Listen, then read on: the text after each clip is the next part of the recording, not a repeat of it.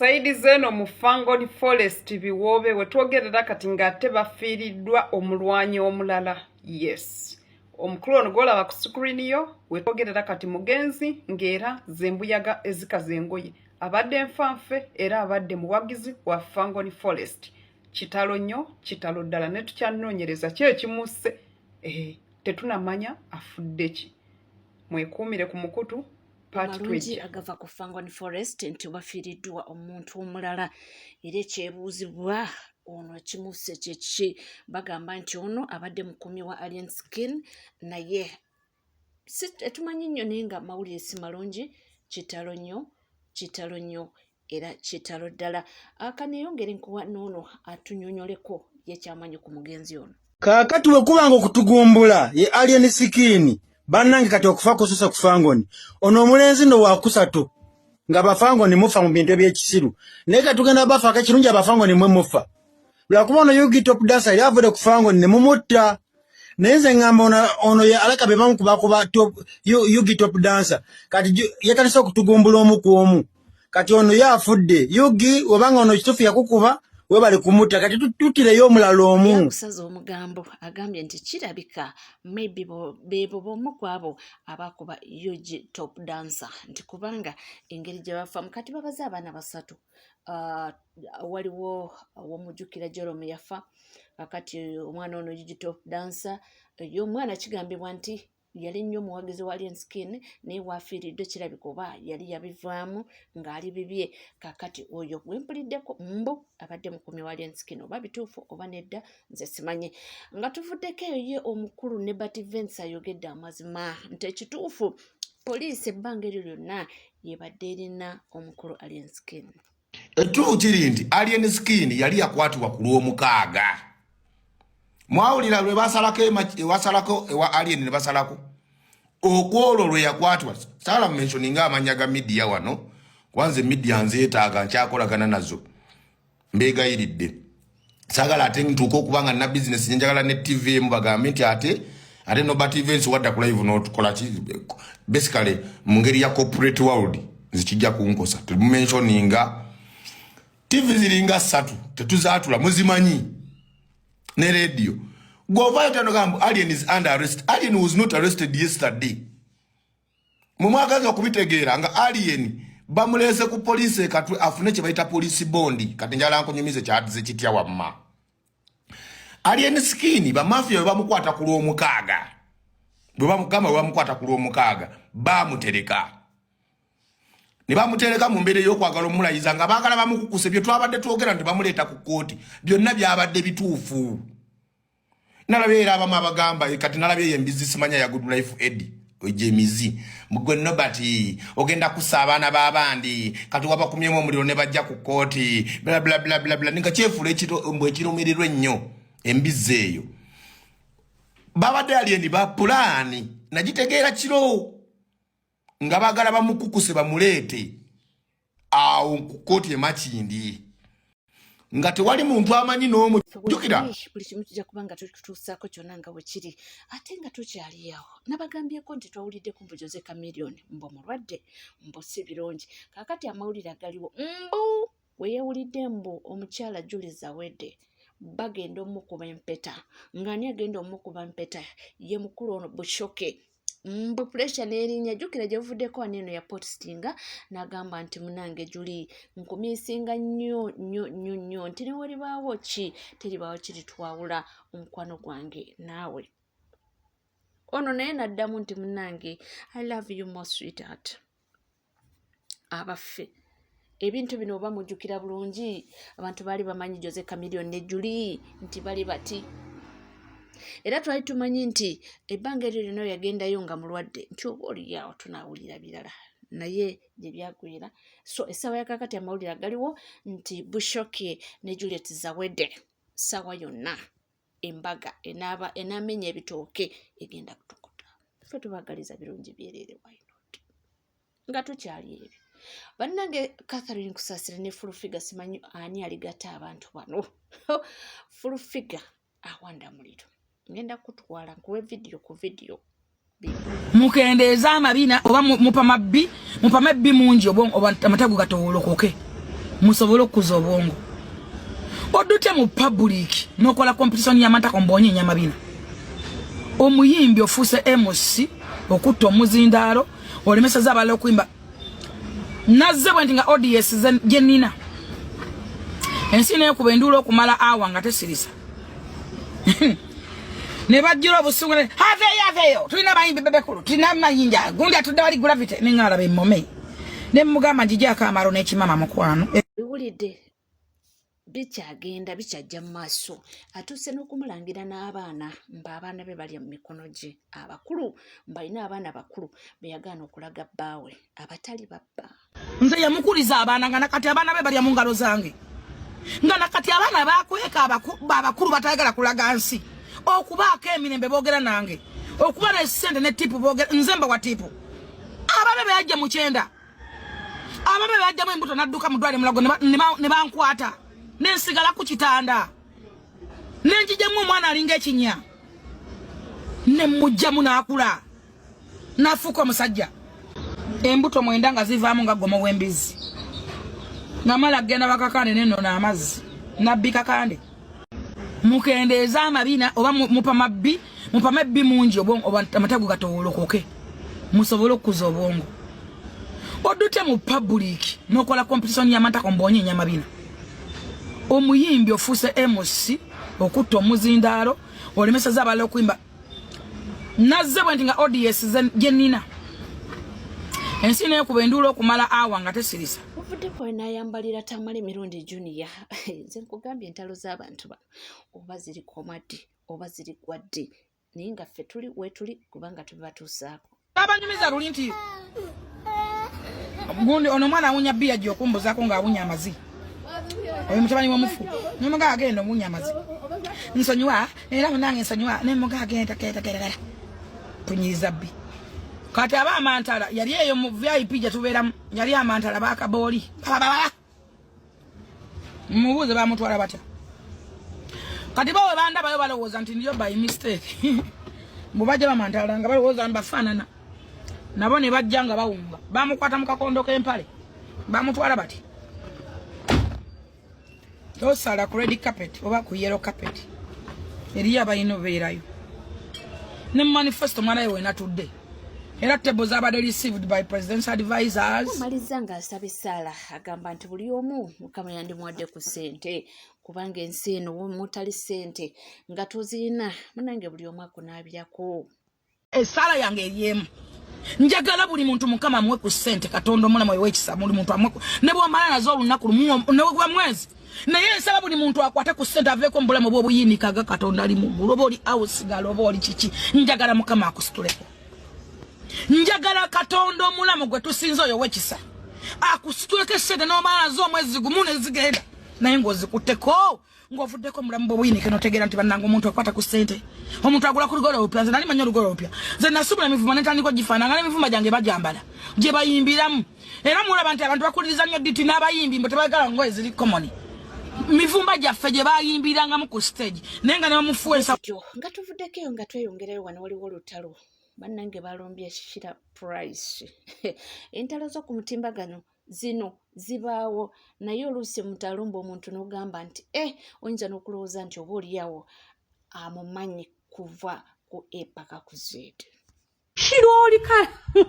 kamalaya bumalaya akakalabanda akayimirira kati bakasobbe kadde emisolo tekasobola na kuyimirira straight. Ngoyasa mambo yosoogera naye oyali kikumanyoko okyakolera musaalo olinda nnaku asatu naawe ng'oyasamira ku muntu. That ka woman is two-faced.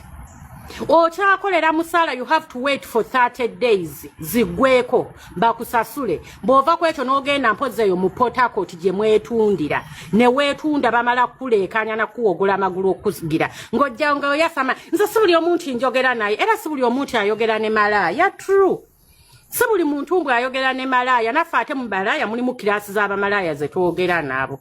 Abantu baleka kuba ffenna tetujja kulowooleza mu kintu kimu. Waliwo abantu ababelievingira mu marriage, respect them. Nammwe ababelievingira mu bwasingo mother bwammwe tuba respectinga naye ate temuli recruiting. Stop recruiting.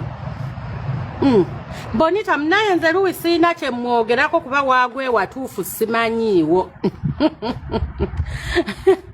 Gundi Louis waagwe watuufu simanyiiwo nze Louis simuyinaako buzibu.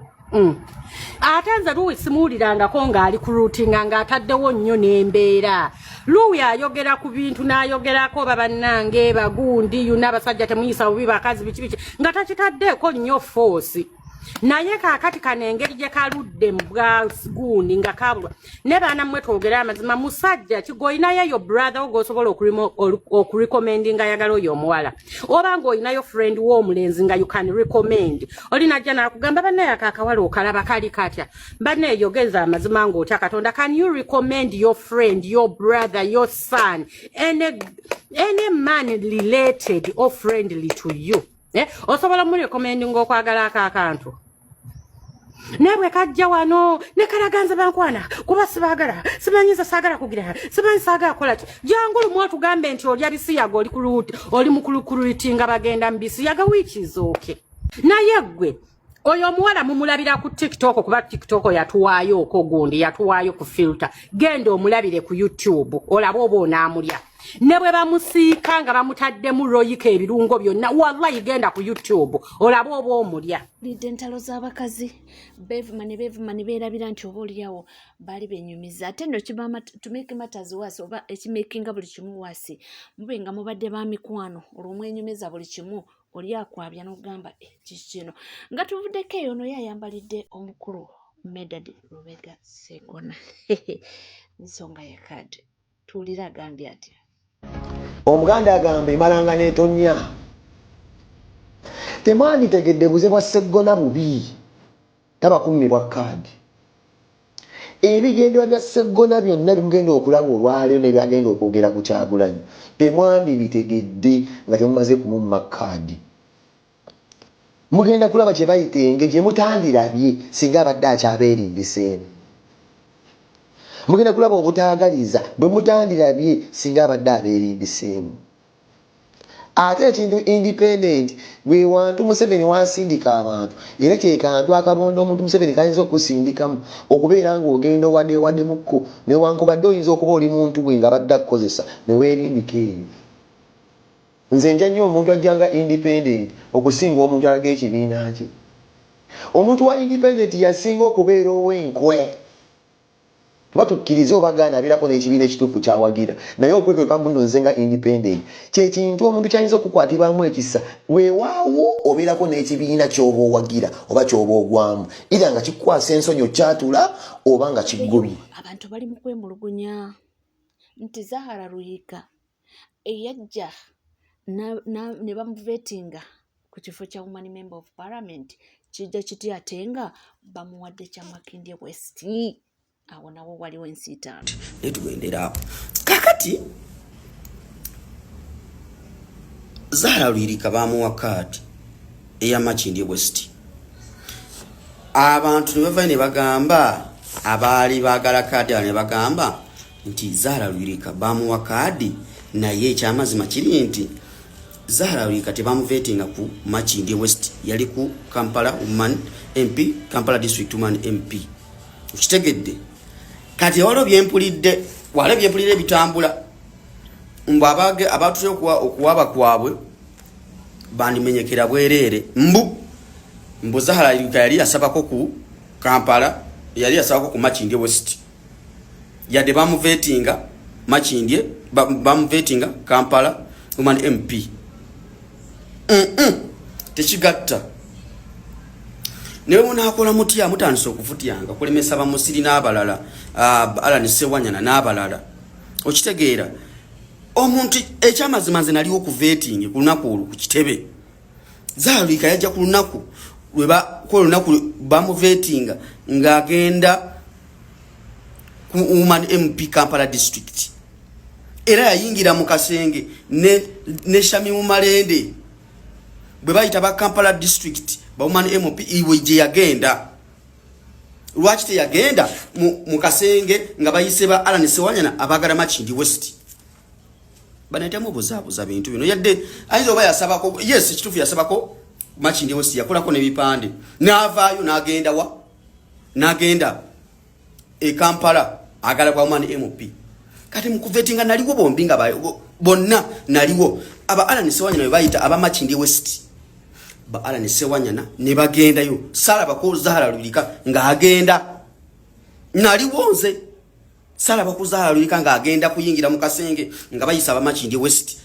Zahara Lulika yagenda ne bamuvetinga ku Kampala Woman MP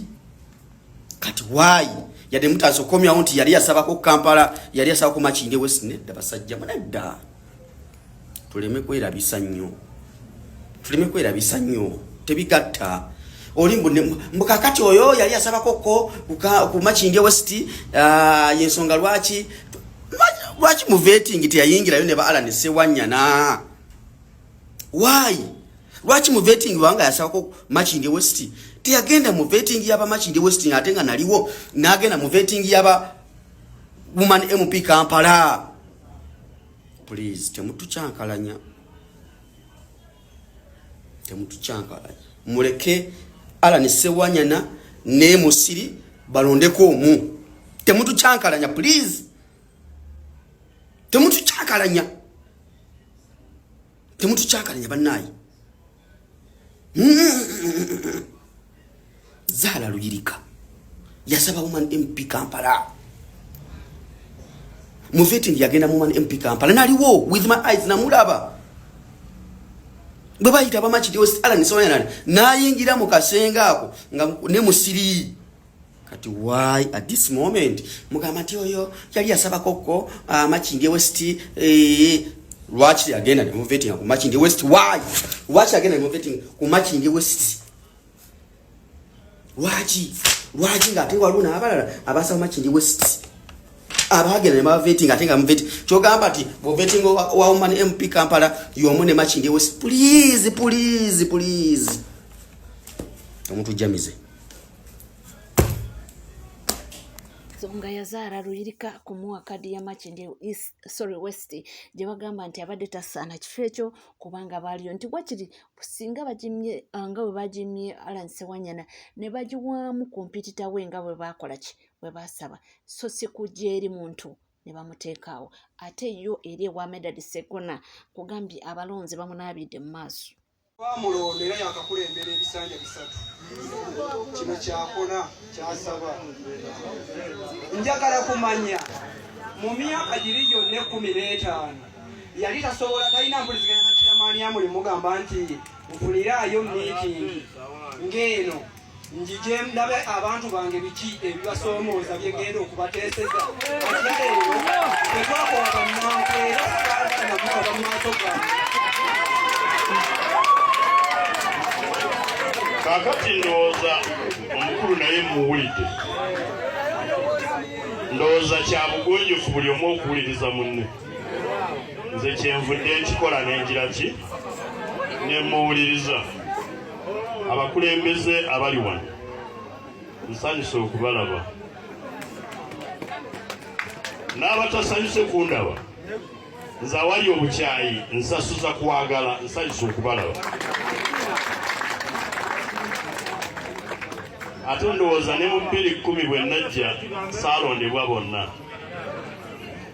njagala kwebaza chairman okuyita olukiiko luno ate nange enompita